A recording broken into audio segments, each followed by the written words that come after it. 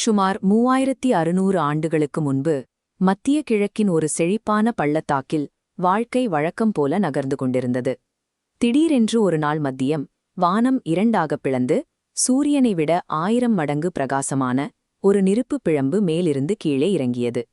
அடுத்த சில வினாடிகளில் அந்த பகுதியே ஒரு மாபெரும் சுடுகாடாக மாறியது.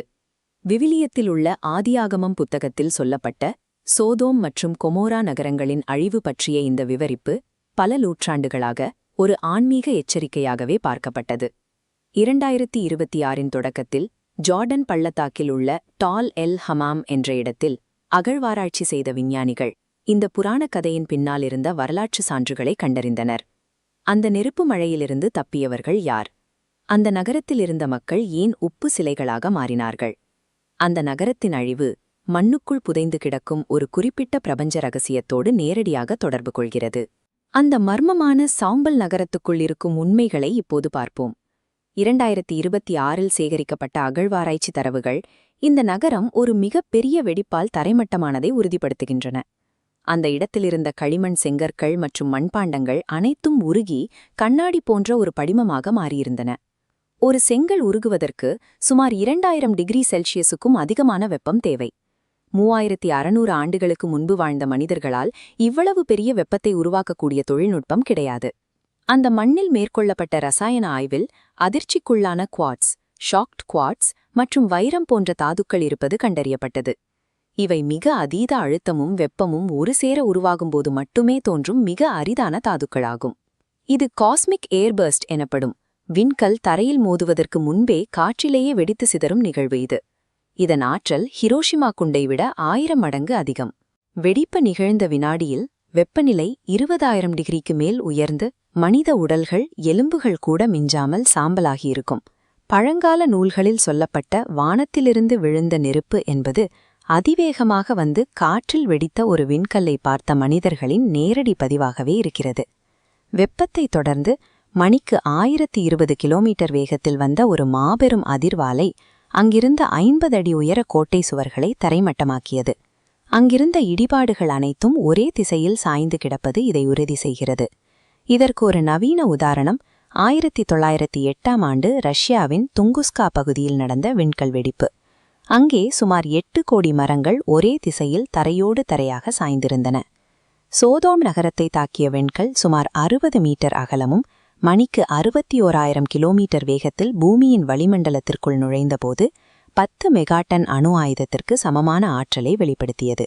அந்த பாறைகளில் இன்றும் பரவலாக காணப்படும் கந்தகத் துகள்கள் விவிலியத்தில் சொல்லப்பட்ட கந்தகமும் நெருப்பும் மழையாக பொழிந்தது என்ற விவரிப்பிற்கு ஒரு தெளிவான அறிவியல் விளக்கத்தை தருகின்றன. லோத்து மற்றும் அவரது குடும்பத்தினர் அந்த நகரத்தை விட்டு ஒரு குறிப்பிட்ட தூரம் தள்ளி மலைகளுக்கு ஓடிச் சென்றதால் அந்த அதிர்வு அலையிலிருந்து தப்பித்திருக்கலாம். இந்த வரலாறு என்பது ஒரு மாபெரும் அழிவை நேரில் கண்ட ஒரு உயிர் பிழைத்தவனின் அதிர்ச்சிகரமான நாட்குறிப்பாகவே இருக்கிறது. லோத்தின் மனைவி உப்பு சிலையாக மாறியதாக சொல்லப்படும் மர்மம் அந்த நகரம் அமைந்திருந்த புவியியல் சூழலில் இருக்கிறது. சோதோம் நகரம் உலகிலேயே அதிக உப்புத்தன்மை கொண்ட சாக்கடல், டெட் சி அருகாமையில் இருந்தது. விண்கல் காற்றில் பயங்கரமாக வெடித்தபோது ஏற்பட்ட அந்த அதீத அழுத்தத்தால் சாக்கடலில் இருந்த பல டன் கணக்கான உப்பு நீராகவும் ஆவியாகவும் வானத்தை நோக்கி சிதறியது.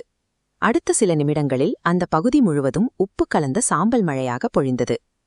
வெப்ப அலையில் கருகிய லோத்தீன் மனைவி மீது இந்த உப்பு கலந்த சாம்பல் படிந்து அவரை ஒரு கடினமான படிமமாக என்கேப்சுலேஷன் மாற்றியிருக்க வாய்ப்பு அதிகம்.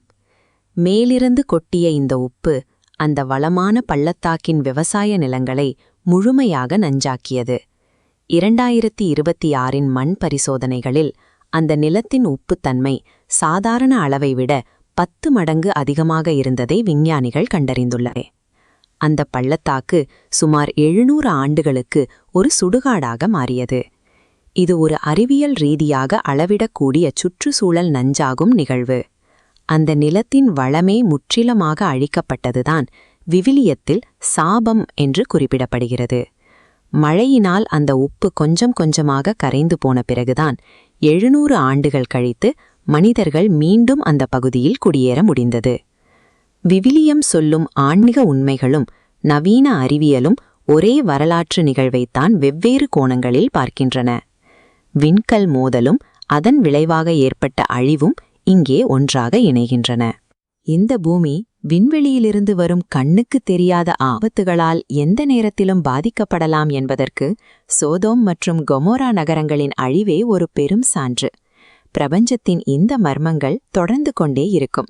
இது போன்ற வரலாற்று மற்றும் அறிவியல் உண்மைகளை தெரிந்து கொள்ள மறக்காமல் நம்ம தி ஷிஃப்ட் சேனலுக்கு சப்ஸ்கிரைப் பண்ணுங்க. விண்வெளியைப் போலவே உங்கள் சிந்தனைகளும் விரிவடையட்டும்.